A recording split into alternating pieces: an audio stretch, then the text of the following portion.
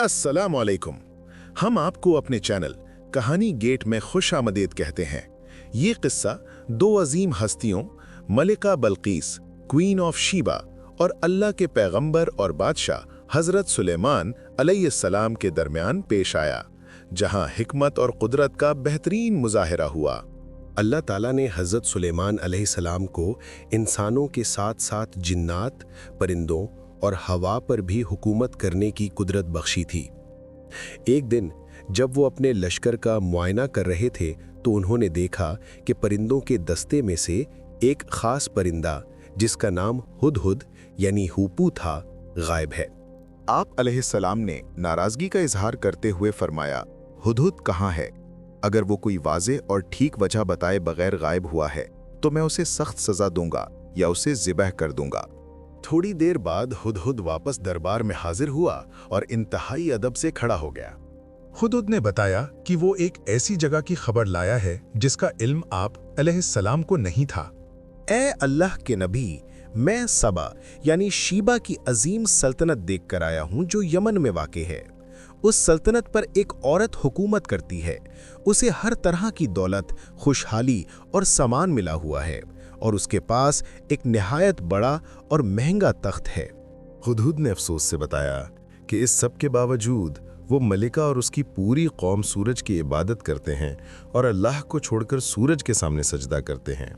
हज़रत सुलेमान अलैहिस्सलाम ने हुदहुद की सच्चाई जांचने का फैसला किया। हज़रत सुलेमान अलैहिस्सलाम ने एक ख़त लिखा जिसमें सिर्फ मजहबी दावत थी। ख़त की इब्तिदा में अल्लाह का नाम था और उसमें मलिका को फरमान बरदारी इख्तियार करते हुए हज़रत सुलेमान अलैहिस्सलाम के पास हाजिर होने का हुक्म था। आप अलैहिस्सलाम ने वो ख़त हुदहुद को दिया और उसे मलिका बल्कीस के पास ले जाकर गिराने और चुप कर उनकी बात सुनने का हुक्म दिया। खत पढ़ते ही मलिका बल्कीस ने अपने सरदारों को जमा किया। उन्होंने कहा, ऐ सरदारों, ये खत सुलेमान की तरफ से आया है। मुझे मशवरा दो कि हमें क्या करना चाहिए। सरदारों ने जंग का मशवरा दिया और कहा, हम बड़े ताकतवर और बहादुर हैं। अगर आप हुक्म दें तो हम लड़ने को तैयार हैं। मलिका बल्कीस, जो एक समझदार हुक्मरान थी, उसने इस मशवरे को ठीक नहीं समझा। उसने कहा, जब बादशाह किसी शहर में दाखिल होते हैं तो उसे तबाह कर देते हैं और वहां के इज्जतदारों को जलील करते हैं। मैं लड़ाई से पहले सुलह और सियासत का रास्ता अपनाऊंगी।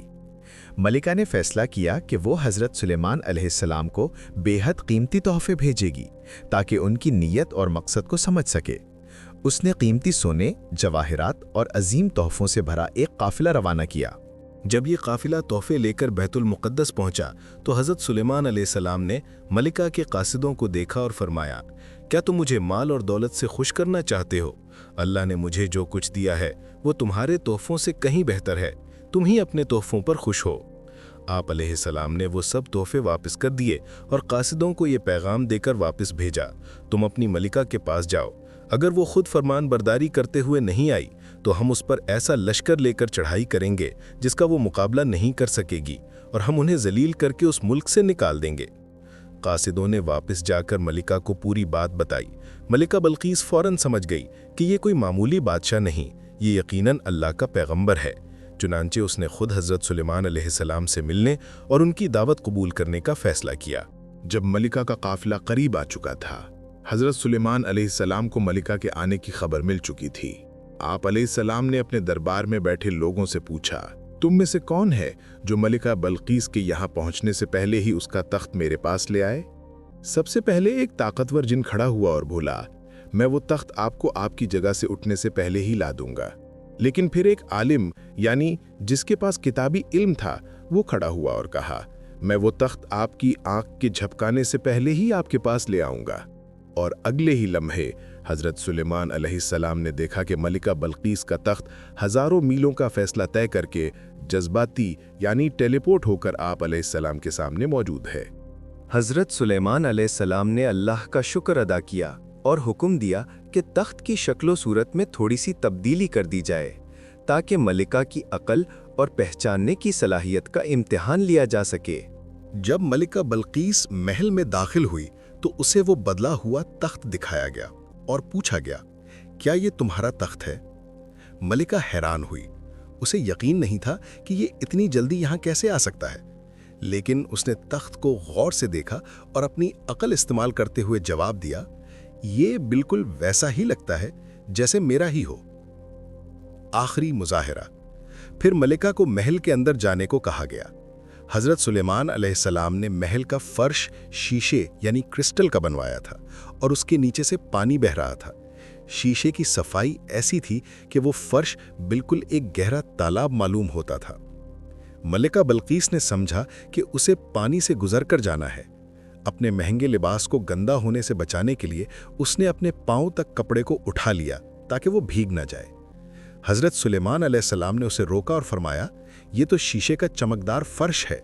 इस वाक़ये ने मलिका बल्कीस पर हज़रत सुलेमान अलैहिस्सलाम की नबूवत और अल्लाह की कुदरत को मुकम्मल तौर पर वाज़े कर दिया। उसने जान लिया कि ये ताकत इंसानी नहीं हो सकती, ये सिर्फ अल्लाह की तरफ से है। मलिका बल्कीस उसी वक्त सजदे में गिर गई और सच्चे दिल से ऐलान किया, ए मेरे रब, मैंने अपनी जान पर जुल्म किया और अब मैं सुलेमान के साथ होकर तमाम जहानों के परवरदिगार अल्लाह के आगे सर झुकाती हूँ, ईमान लाती हूँ। इस तरह दुनिया की एक अजीम मलिका ने अपनी शान और दौलत की गैर ज़रूरी पूजा को छोड़कर हक और तौहीद को इख्तियार कर लिया। रिवायत के मुताबिक मलिका बल्कीस ने इस्लाम कबूल कर लिया। कुछ रिवायत में जिक्र है कि बाद में हज़रत सुलेमान अलैहिस्सलाम ने उनसे शादी कर ली और उन्हें उनकी हुकूमत पर बरकरार रखा, जहां उन्होंने इंसाफ और अल्लाह की तौहीद के मुताबिक हुकूमत की।